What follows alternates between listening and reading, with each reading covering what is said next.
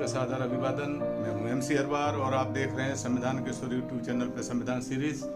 अभी तक आर्टिकल 20(1) के अंतर्गत जो अपराध सिद्ध नहीं हुए हैं उन्हें संवैधानिक संरक्षण देने के प्रावधान हैं। इस पर पूर्व में हम चर्चा आपसे कर चुके हैं। इससे संबंधित जानकारी संविधान के स्वर यूट्यूब चैनल पर 66 नंबर के वीडियो में भी उपलब्ध है, जिसे देखा जा सकता है। यदि किसी व्यक्ति के द्वारा अपराध किया जाता है अथवा हो जाता है तो क्या उस अपराध की सजा एक से अधिक बार दी जा सकती है? अब आज हम इसे विस्तृत रूप से संविधान के आर्टिकल 20(2) के अंतर्गत समझने की कोशिश करते हैं। चर्चा करने के पूर्व आर्टिकल 20(2) में संविधान के मूल शब्द क्या हैं, सर्वप्रथम यही जानते हैं। जो इस प्रकार हैं: no person shall be prosecuted and punished for the same offence more than 1।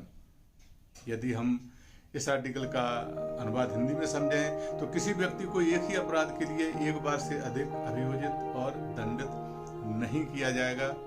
यह संविधान के आर्टिकल 20(2) में प्रावधान है।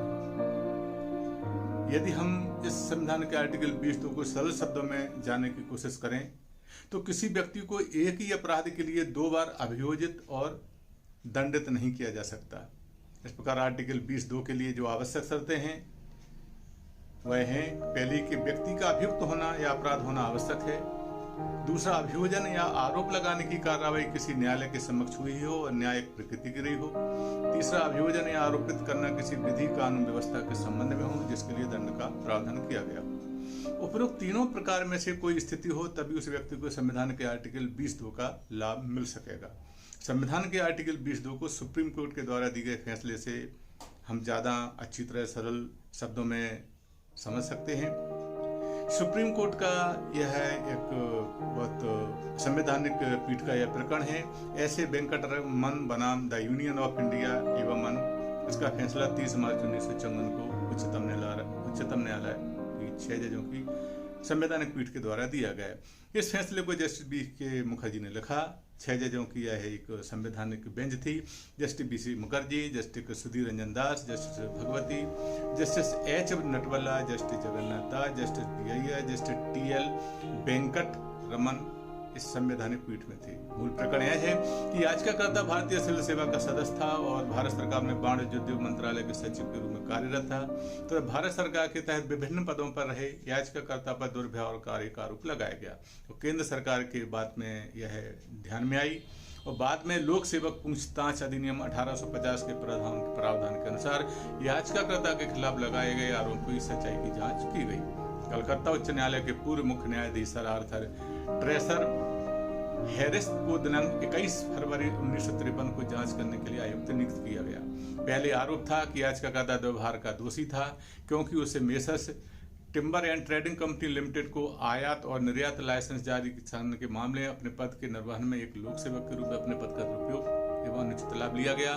दूसरा आरोप इस आशय का था कि याचिकाकर्ता ने messrs millers and timber trading company limited से आयात लाइसेंस और निर्यात के लिए अपने आवेदनों की सिफारिश करने के लिए अलग अलग तारीखों पर अपने और अपने परिवार के अन्य सदस्यों के लिए बिना भुगतान किए संबंधित फर्म से मूल्यवान चीजें उपहार स्वरूप प्राप्त की।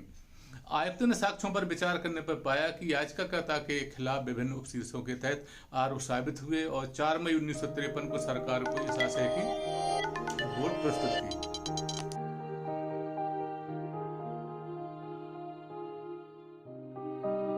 सरकार द्वारा एक पत्र द्वारा 4 मई 1953 में भारत सरकार ने याचिकाकर्ता को अपना पक्ष रखने के लिए सूचित किया।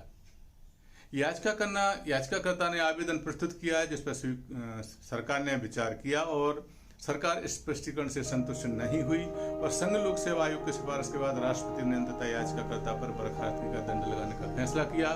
बर्खास्तगी का आदेश 17 सितंबर 1953 को पारित किया गया। 23 फरवरी 1954 को पुलिस ने याचिकाकर्ता के खिलाफ विशेष न्यायाधीश सत्र न्यायालय दिल्ली के समक्ष आरोप पत्र प्रस्तुत किया जिसमें धारा 161 और 165 के तहत अपराध का आरोप लगाया। भारतीय दंड संहिता और भ्रष्टाचार निवारण अधिनियम पर की धाराएं आरोपित की गई। विद्वान न्यायाधीश द्वारा सम्मन जारी कर याचिकाकर्ता को 11 मार्च को अपनी अदालत पेश होने के निर्देश दिए।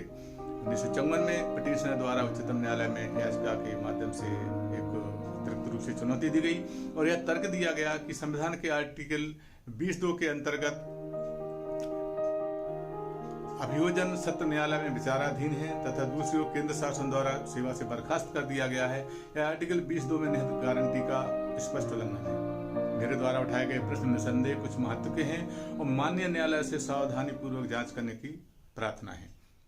यदि हम सारे एवं संक्षेप में कहें तो उसके खिलाफ जो कार्रवाई शुरू की गई है वह अधिकार क्षेत्र के बिना है, क्योंकि उन अपराधों के लिए उन्हें दंडित किया जा चुका है। पिटीशन ने कहा है आर्टिकल 22(2) के अंतर्गत एक ही अपराध के लिए एक ही बार अधिक अभियोजन और दंडित नहीं दिया जाएगा। संविधान के आर्टिकल 22(2) के तहत याचिकाकर्ता के मौलिक अधिकार का उल्लंघन हुआ है। इस तरह की याचिकाकर्ता द्वारा उच्चतम न्यायालय के समक्ष न्याय हेतु प्रार्थना की गई। 6 जजों की संवैधानिक बेंच ने निर्णय दिया कि कमिश्नर के समक्ष की गई कार्रवाई एक आपराधिक कार्रवाई नहीं थी, बल्कि एथिकल तथ्यों का पता लगाने के लिए की गई कार्रवाई थी, जिसके आधार पर उसके लिए विभागीय दंड आरोपित किया गया था। 1850 के पूछताछ अधिनियम के तहत नियुक्त आयुक्त का भारतीय दंड के किसी भी अपराध की जांच करने का कोई कर्तव्य नहीं है। भ्रष्टाचार निवारण अधिनियम के अंतर्गत ऐसा करने का कोई अधिकार क्षेत्र उनके पास नहीं है। उनके द्वारा जांच की विषय वस्तु एक लोक सेवक के खिलाफ किए गए दुर्व्यवहार के आरोप की सच्चाई है और यह केवल दुर्व्यवहार के उदाहरणों के रूप में है, जिसकी कई आरोपों की जांच की जाती है, जिस पर सरकार द्वारा अनुशासनात्मक कार्रवाई की जा सकती है। अतः प्रार्थी पर भारतीय दंड संहिता के अधीन किए गए अपराध के लिए अभियोग चलाना संवैधानिक है। उनके द्वारा जारी दायर की गई अपील भी खारिज की जाती है। उच्चतम न्यायालय ने आगे कहा कि आर्टिकल 22(2) वहां लागू नहीं होता है जहां दूसरा अभियोजन या आरोप लगाना किसी दूसरे अपराध के लिए चलाया जाता है। आर्टिकल 22(2) एक ही अपराध के लिए 2 बार अभियोजन चलाए जाने को वर्जित करता है, दूसरे अपराध के लिए अभियोजन या आरोप चलाए जाने को वर्जित नहीं करता है। इस तरह उच्चतम न्यायालय में दायर की गई पिटीशन खारिज कर दी गई और पिटीशनर्स को किसी प्रकार की राहत नहीं मिली। भारतीय दंड संहिता 1860 एवं संविधान के आर्टिकल 22(2) आपस में क्या कहते हैं, इसको हम थोड़ा सा समझने की कोशिश करें। भारतीय दंड प्रक्रिया संहिता की धारा 301 में प्रयुक्त भाषा संविधान के आर्टिकल 22(2) में प्रयुक्त भाषा से अलग है, भिन्न है। आर्टिकल 22(2) में कहा गया है कि किसी को उसी अपराध के लिए एक बार से अधिक अभियोजन या आरोपित और दंडित नहीं किया जाएगा, जबकि दंड प्रक्रिया संहिता की धारा 301 कहती है कि जिस व्यक्ति का किसी अपराध के लिए सक्षम न्यायालय द्वारा एक बार विचार किया जा चुका है और जो ऐसे अपराध के लिए दोषी है या दोष मुक्त किया जा चुका है, तब तक ना तो किसी अपराध के लिए विचारों का भागी होगा और न उन्हीं तथ्यों पर या किसी ऐसे अन्य अपराध के लिए विचारों का भागी हुआ जिसके लिए उसके विरुद्ध आरोप लगाए गए हैं। तो आशा यह है कि नेगोशिएबल इंस्ट्रूमेंट एक्ट 1881 की धारा 138 के अधीन दोष सिद्ध किया जा चुका हो तो उन्हीं तथ्यों पर उसे आईपीसी की धारा 420 या अन्य किसी प्रावधान या किसी अन्य विधि या कानून के तहत दंडित नहीं किया जा सकता। हालांकि इस तरह की जब भी कोई स्थिति निर्मित होती है तो कोर्ट ही इसका फैसला करती है।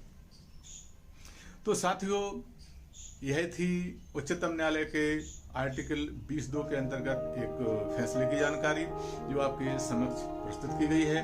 जल्दी ही हम आर्टिकल 20(3) के अंतर्गत संविधान में क्या प्रावधान है उक्त जानकारी के साथ आपके समक्ष में प्रस्तुत होंगे।